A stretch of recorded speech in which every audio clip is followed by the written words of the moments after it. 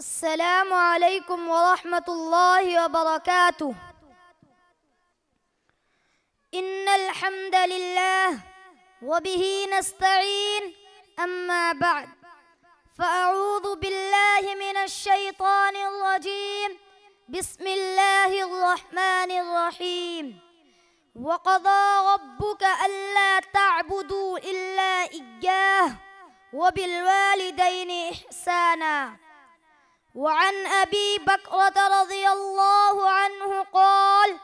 قال رسول الله صلى الله عليه وسلم: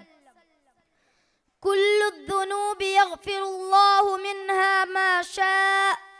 إلا عقوق الوالدين، فإنه يعجل لصاحبه في الحياة قبل الممات۔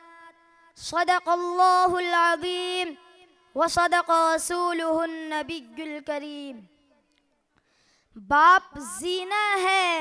جو لے جاتا ہے اونچائی تک، باپ زینہ ہے جو لے جاتا ہے اونچائی تک،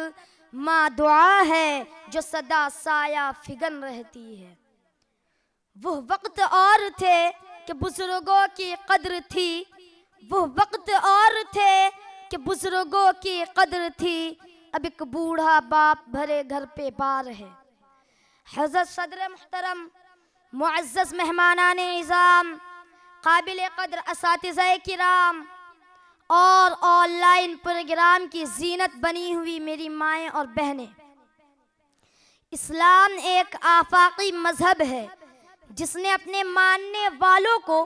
زندگی کے ہر شعبے کے لیے ایک مکمل و بے مثال دستور اور ضابطہ عطا کیا ہے۔ ساتھ ہی ساتھ ایک دوسرے پر کیا کیا حقوق عائد ہوتے ہیں، اسلام نے ان کی بھی تشریح کی ہے۔ انہی حقوق میں سے وہ حقوق بھی ہیں جو حقوق والدین کہلاتے ہیں اور اولاد پر بحیثیت اولاد عائد ہوتے ہیں۔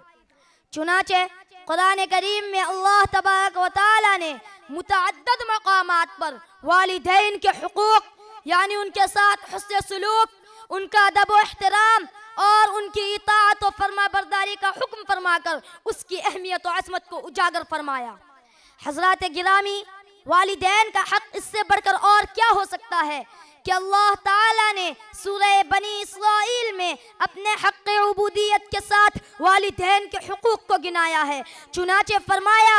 وَقَضَى رَبُّكَ أَلَّا تَعْبُدُوا إِلَّا إِيَّاهُ وَبِالْوَالِدَيْنِ إِحْسَانًا، کہ اللہ تعالیٰ کے سوا کسی کی عبادت مت کرو اور ماں باپ کے ساتھ حسن سلوک سے پیش آؤ۔ اور پھر آگے اللہ تعالیٰ نے خاص طور سے والدین کے بڑھاپے کو ذکر فرما کر ارشاد فرمایا: إِمَّا يَبْلُغَنَّ عِندَكَ الْكِبَرَ أَحَدُهُمَا أَوْ كِلَاهُمَا فَلَا تَقُل لَّهُمَا أُفٍّ وَلَا تَنْهَرْهُمَا وَقُل لَّهُمَا قَوْلًا كَرِيمًا، کہ اگر تمہارے والدین میں سے کوئی ایک یا دونوں بڑھاپے کی عمر کو پہنچ جائے تو بڑھاپے کی وجہ سے اور عمر کے تقاضے کے بنا پر ان کے جانب سے خلاف مزاج بات بھی پیش آ جائے تو انہیں اف تک بھی نہ کہو اور نہ ان سے جھڑک کر بات کرو، بلکہ ان کے ساتھ نرم اور شیریں لہجے میں گفتگو کرو۔ اور پھر یہیں پر بس نہیں، بلکہ قرآن کریم نے معاشرے کے فرزندوں کو آداب والدین کا درس دیا کہ تم جوانی کے نشے میں آ کر ان کے ساتھ ترشروئی اور سختی کا معاملہ نہ کرو،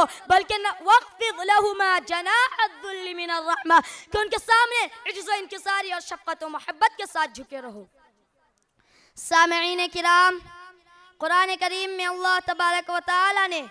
جا بجا والدین کے ساتھ حسن سلوک کا تاکیدی حکم فرمایا۔ چنانچہ پارہ نمبر 20 سورہ عنکبوت میں فرماتا ہے: وَوَصَّيْنَا الْإِنسَانَ بِوَالِدَيْهِ حُسْنًا، کہ ہم نے انسان کو تاکید کی کہ اپنے والدین کے ساتھ حسن سلوک کرے۔ پارہ نمبر 26 سورہ احقاف میں فرمایا: وَوَصَّيْنَا الْإِنسَانَ بِوَالِدَيْهِ إِحْسَانًا، کہ ہم نے انسان کو حکم دیا کہ اپنے والدین کے ساتھ اعلیٰ برتاؤ کرے۔ سورہ بقرہ آیت نمبر 83 میں اللہ تعالیٰ فرماتا ہے: لَا تَعْبُدُونَ إِلَّا اللَّهَ وَبِالْوَالِدَيْنِ إِحْسَانًا۔ احسانا، تم اللہ تعالیٰ کے سوا کسی کی عبادت مت کرو اور والدین کے ساتھ حسن سلوک کرو۔ سورۃ النساء آیت نمبر 36 میں ہے وَاعْبُدُوا اللَّهَ وَلَا تُشْرِكُوا بِهِ شَيْئًا وَبِالْوَالِدَيْنِ احسانا۔ سورہ رعد آیت نمبر 152 میں فرمایا قُلْ تَعَالَوْا أَتْلُ مَا حَرَّمَ رَبُّكُمْ عَلَيْكُمْ أَلَّا تُشْرِكُوا بِهِ شَيْئًا وَبِالْوَالِدَيْنِ احسانا۔ مذکورہ بالا آیتوں سے بات بالکل واضح ہو جاتی ہے کہ والدین کے حکم عدولی، ان کے ساتھ ناروا سلوک اور ان کی بے ادبی شرک کے بعد سب سے بڑا گناہ ہے۔ سامعین باتمکین، ذخیرہ احادیث میں بھی والدین کے ساتھ حسن سلوک، ان کی اطاعت و فرما برداری کی تلقین اور ان کے ساتھ نافرمانی اور ناروا سلوک سے بچنے کی بار بار تاکید فرمائی گئی ہے۔